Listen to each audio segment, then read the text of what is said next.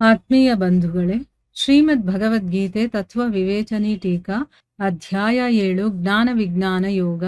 ಇದರಿಂದ ಇವತ್ತು 10ನೇ ಶ್ಲೋಕವನ್ನ ತಿಳ್ಕೊಳ್ಳೋಣ. ಶ್ಲೋಕ 10. ಬೀಜಂ ಮಾಂ ಸರ್ವಭೂತಾನಾಂ ವಿದ್ಧಿ ಪಾರ್ಥ ಸನಾತನಂ ಬುದ್ಧಿರ್ಬುದ್ಧಿಮತಾಮಸ್ಮಿ ತೇಜಸ್ ತೇಜಸ್ವಿ ನಾಮಹಂ. ಅನುವಾದ: ಹೇ ಅರ್ಜುನ, ನಾನು ಸಂಪೂರ್ಣ ಪ್ರಾಣಿಗಳ ಸನಾತನವಾದ ಬೀಜವೆಂದು ತಿಳಿ. ನಾನು ಬುದ್ಧಿವಂತರ ಬುದ್ಧಿಯೂ ಮತ್ತು ತೇಜಸ್ವಿಗಳ ತೇಜಸ್ಸೂ ಆಗಿದ್ದೇನೆ. ಇದು ಶ್ಲೋಕ ಮತ್ತೆ ಅದರ ಅನುವಾದ. ಈಗ ಇದನ್ನ ಅರ್ಥ ಮಾಡ್ಕೊಳ್ಳೋದಕ್ಕೆ ಪ್ರಯತ್ನ ಮಾಡೋಣ. ಇಲ್ಲಿ ಭಗವಂತ ನಾನು ಎಲ್ಲ ಪ್ರಾಣಿಗಳ ಸನಾತನ ಬೀಜ ಅಂತ ತಿಳ್ಕೋ, ಅಂದ್ರೆ ಎಲ್ಲದಕ್ಕೂ ಮೂಲ ಬೀಜ, ಯಾವಾಗಲೂ ಇರುವಂಥದ್ದು ಅಂತ ಅರ್ಥ. ಆ ಬೀಜ ನಾನು ಅಂತ ತಿಳ್ಕೊ. ಮತ್ತೆ ನಾನು ಬುದ್ಧಿವಂತರ ಬುದ್ಧಿ ಮತ್ತೆ ತೇಜಸ್ವಿಗಳ ತೇಜಸ್ಸು ಕೂಡ ಆಗಿದ್ದೀನಿ ಅನ್ನೋದನ್ನ ಈ ಶ್ಲೋಕದಲ್ಲಿ ಹೇಳ್ತಾ ಇದ್ದಾನೆ. ಪ್ರಶ್ನೆ ಏನು ಅಂತಂದ್ರೆ, ಇಲ್ಲಿ ಸನಾತನ ಬೀಜ ಅಂತ ಯಾವುದಕ್ಕೆ ಹೇಳಿದ್ದಾರೆ, ಮತ್ತೆ ಭಗವಂತ ಅದನ್ನ ತನ್ನ ಸ್ವರೂಪ ಅಂತ ಯಾವ ಕಾರಣದಿಂದ ಹೇಳ್ತಾ ಇದ್ದಾನೆ ಅನ್ನೋದು ಪ್ರಶ್ನೆ. ಉತ್ತರ ಏನು ಅಂತಂದ್ರೆ, ಯಾವತ್ತೂ ನಷ್ಟನೇ ಆಗೋದಿಲ್ವೋ ಅದನ್ನ ಸನಾತನ ಅಂತ ಹೇಳ್ತಾರೆ. ಅಂದ್ರೆ ಸದಾ ಕಾಲದಿಂದ ಇದ್ದು ಇನ್ನು ಮುಂದೆನೂ ಅದು ಯಾವತ್ತೂ ನಾಶ ಆಗೋದಿಲ್ವೋ ಅದನ್ನ ಸನಾತನ ಅಂತ ಹೇಳ್ತಾರೆ. ಭಗವಂತಾನೇ ಎಲ್ಲ ಚರಾಚರ ಭೂತ ಪ್ರಾಣಿಗಳ ಪರಮ ಆಧಾರನಾಗಿದ್ದಾನೆ, ಮತ್ತು ಅವನಿಂದಾನೇ ಎಲ್ಲರ ಉತ್ಪತ್ತಿ ಆಗುತ್ತೆ. ಅದಕ್ಕೋಸ್ಕರ ಅವನೇ ಎಲ್ಲರ ಸನಾತನ ಬೀಜನಾಗಿದ್ದಾನೆ. ಮತ್ತೆ ಅದಕ್ಕೋಸ್ಕರನೇ ಹೀಗೆ ಹೇಳಿರುವಂಥದ್ದು. 9ನೇ ಅಧ್ಯಾಯದ 18ನೇ ಶ್ಲೋಕದಲ್ಲಿ ಇದನ್ನ ಏನಂತ ಕರೆದಿದ್ದಾರೆ?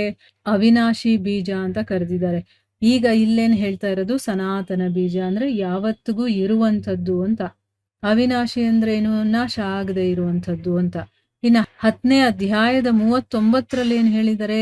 ಎಲ್ಲ ಭೂತಗಳ ಬೀಜ ಅಂದ್ರೆ ಎಲ್ಲರಿಗೂ ಕಾರಣಕರ್ತ ಅವನೇ, ಅವನಿಂದಾನೇ ಎಲ್ಲ ಹುಟ್ಟಿರುವಂಥದ್ದು ಅಂತ ಹೇಳೋದಕ್ಕೋಸ್ಕರ ಎಲ್ಲ ಭೂತಗಳ ಬೀಜ ಅಂತ ಹೇಳಿದ್ದಾರೆ. ಈಗ ನಮಗ್ ಗೊತ್ತಾಯ್ತಲ್ವಾ ಸನಾತನ ಬೀಜ ಅಂತಂದ್ರೆ ಯಾವ್ದಕ್ ಹೇಳ್ತಾರೆ ಅಂತ.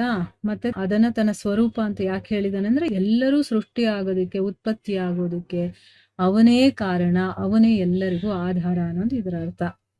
ಇನ್ನು ಮುಂದಿನ ಪ್ರಶ್ನೆ ಏನು ಅಂತಂದ್ರೆ, ಬುದ್ಧಿವಂತರ ಬುದ್ಧಿ ಮತ್ತೆ ತೇಜಸ್ವಿಗಳ ತೇಜಸ್ಸು ನಾನೇ ಆಗಿದ್ದೀನಿ ಅಂತ ಹೇಳಿದಾನಲ್ಲ, ಅದಕ್ಕೆ ಅರ್ಥ ಏನು ಅಂತ ಕೇಳ್ತಾ ಇದ್ದಾರೆ. ಉತ್ತರ ಏನು ಅಂತಂದ್ರೆ, ಸಂಪೂರ್ಣ ಪದಾರ್ಥಗಳನ್ನ ನಿಶ್ಚಯಿಸುವಂಥ ಮತ್ತೆ ಮನ ಇಂದ್ರಿಯಗಳನ್ನ ತನ್ನ ವಶದಲ್ಲಿ ಇಟ್ಕೊಂಡು ಅವುಗಳ ಸಂಚಾಲನೆ ಮಾಡುವಂತ ಅಂತಃಕರಣದ ಪರಿಶುದ್ಧ ಬೋಧಮಯ ಶಕ್ತಿಯನ್ನ ಬುದ್ಧಿ ಅಂತ ಹೇಳ್ತಾರೆ. ಈಗ ನೋಡಿ, ಎಲ್ಲಾ ಪದಾರ್ಥಗಳು ಇದ್ಯಾವುದು, ಇದೇನು ಅಂತ ನಿರ್ಧಾರ ಮಾಡೋದು ಯಾವುದು? ಬುದ್ಧಿ. ಮತ್ತೆ ಮನಸ್ಸು ಇಂದ್ರಿಯಗಳನ್ನ ವಶದಲ್ಲಿ ಇಟ್ಕೊಳ್ಳೋದು ಯಾವುದು? ಬುದ್ಧಿ. ಅದನ್ನ ಹೆಂಗ್ ಬೇಕೋ ಹಂಗೆ ನಡೆಸುವಂತ ಕೆಲಸ ಮಾಡುವಂಥ ಅಂತಃಕರಣದ ಪರಿಶುದ್ಧ ಬೋಧಮಯ ಶಕ್ತಿ, ನಮ್ಮ ಅಂತಃಕರಣ ಒಳಗಡೆಯಿಂದ ಅದು ಜ್ಞಾನ ಪಡೆದಿರುವಂಥದ್ದು, ಜ್ಞಾನದ ಶಕ್ತಿ ಅಂತ ಹೇಳ್ತಾರೆ. ಅಂದ್ರೆ ಬೋಧನೆ, ಬೋಧ ಅಂತಂದ್ರೆ ಏನು? ನಮಗೆ ಜ್ಞಾನೋದಯವಾಗುವಂಥದ್ದು. ಅಂದ್ರೆ ನಮಗೆ ಎಷ್ಟು ಅಂತಃಕರಣ ಪರಿಶುದ್ಧವಾಗಿರುತ್ತೋ ಆ ಪರಿಶುದ್ಧ ಅಂತಃಕರಣದ ಬೋಧಮಯ ಶಕ್ತಿಯನ್ನ ಬುದ್ಧಿ ಅಂತ ಹೇಳೋದು. ಒಬ್ಬೊಬ್ಬರು ಬುದ್ಧಿ ಒಂದೊಂದ್ ತರ ಇರುತ್ತೆ ನೋಡಿ.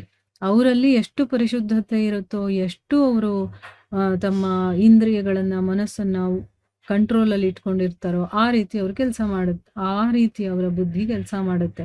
ಸೊ ಆ ಅಂತಃಕರಣದ ಪರಿಶುದ್ಧ ಬೋಧಮಯ ಶಕ್ತಿಯನ್ನ ಬುದ್ಧಿ ಅಂತ ಹೇಳ್ತಾರೆ. ಯಾರೆಲ್ಲ ಆ ಬುದ್ಧಿ ಹೆಚ್ಚಾಗಿರತ್ತೋ ಅವನನ್ನ ಬುದ್ಧಿವಂತ ಅಂತ ಹೇಳ್ತಾರೆ. ಆ ಬುದ್ಧಿಶಕ್ತಿ ಭಗವಂತನ ಅಪರ ಪ್ರಕೃತಿಯ ಅಂಶನೇ ಆಗಿದೆ. ಅದಕ್ಕೋಸ್ಕರ ಭಗವಂತ ಹೇಳ್ತಾನೆ, ಬುದ್ಧಿವಂತರ ಸಾರವಾಗಿರುವಂತಹ ಬುದ್ಧಿ ತತ್ವ ಕೂಡ ನಾನೇ ಆಗಿದ್ದೀನಿ. ಮತ್ತೆ ಇದೇ ರೀತಿ ಎಲ್ಲ ಜನರ ಮೇಲೆ ಪ್ರಭಾವ ಬೀರುವಂತ ಶಕ್ತಿ ವಿಶೇಷದ ಹೆಸರು. ಅಂದ್ರೆ ಅವರು ನೋಡಿದ ತಕ್ಷಣ ಅವ್ರ ಮಾತನ್ನ ಕೇಳಬೇಕು ಅನ್ಸುತ್ತೆ, ಅಥವಾ ಅವರು ನೋಡ್ತಾ ಇರ್ಬೇಕು ಅನ್ಸುತ್ತೆ. ಆ ರೀತಿಯ ವ್ಯಕ್ತಿಗಳಿರ್ತಾರಲ್ವಾ, ಬೇರೆಯವ್ರ ಮೇಲೆ ಪ್ರಭಾವ ಬೀರುವಂತ ಆ ಶಕ್ತಿ ವಿಶೇಷದ ಹೆಸರು ಏನು ಅಂತಂದ್ರೆ ತೇಜಸ್ಸು ಅಂತ. ಆ ತೇಜಸತ್ವ ಯಾರಲ್ಲಿ ವಿಶೇಷವಾಗಿರುತ್ತೋ ಅವರನ್ನ ಜನರು ತೇಜಸ್ವಿ ಅಂತ ಹೇಳ್ತಾರೆ. ಈಗ ನಾವು ಎಲ್ರನ್ನೂ ತೇಜಸ್ವಿಗಳು ಅಂತ ಹೇಳಕ್ಕಾಗೋದಿಲ್ಲ. ಕೆಲವು ವ್ಯಕ್ತಿಗಳಲ್ಲಿ ಈ ಒಂದು ಶಕ್ತಿ ವಿಶೇಷವಾಗಿರುತ್ತೆ. ಅದನ್ನು ತೇಜಸ್ಸು ಅಂತ. ಬೇರೆಯವರ ಮೇಲೆ ಪ್ರಭಾವ ಬೀರುವಂತಹ ಶಕ್ತಿ ವಿಶೇಷದ ಹೆಸರು ತೇಜಸ್ಸು. ಈ ತೇಜ ತತ್ವ ಯಾರಲ್ಲಿ ವಿಶೇಷವಾಗಿರುತ್ತೋ ಅವರನ್ನು ತೇಜಸ್ವಿ ಅಂತ ಕರೀತಾರೆ. ಆ ತೇಜವೂ ಕೂಡ ಭಗವಂತನ ಅಪರ ಪ್ರಕೃತಿಯ ಒಂದು ಅಂಶನೇ ಆಗಿದೆ. ಅದಕ್ಕೋಸ್ಕರನೇ ಭಗವಂತ ಇವೆರಡೂ ನನ್ನ ಸ್ವರೂಪ ಅಂತ ಹೇಳಿದ್ದಾನೆ ಅಂತಂದ್ಬಿಟ್ಟು ಇಲ್ಲಿ ಹೇಳ್ತಾ ಇದ್ದಾರೆ. ಸೊ ನಮಗೀಗ ಕ್ಲೀನಾಗಿ ಅರ್ಥ ಆಗಿದೆ ಭಗವಂತ ಯಾವುದರಲ್ಲಿ ವ್ಯಾಪಿಸ್ಕೊಂಡಿದ್ದಾನೆ ಅನ್ನೋದನ್ನ ಎಕ್ಸ್ಪ್ಲೇನ್ ಮಾಡಿ ಹೇಳ್ತಾ ಇದ್ದಾನೆ. ಸೊ ಇಲ್ಲಿಗೆ ನಾವು ನಿಲ್ಲಿಸೋಣ. ಹರೇ ಕೃಷ್ಣ.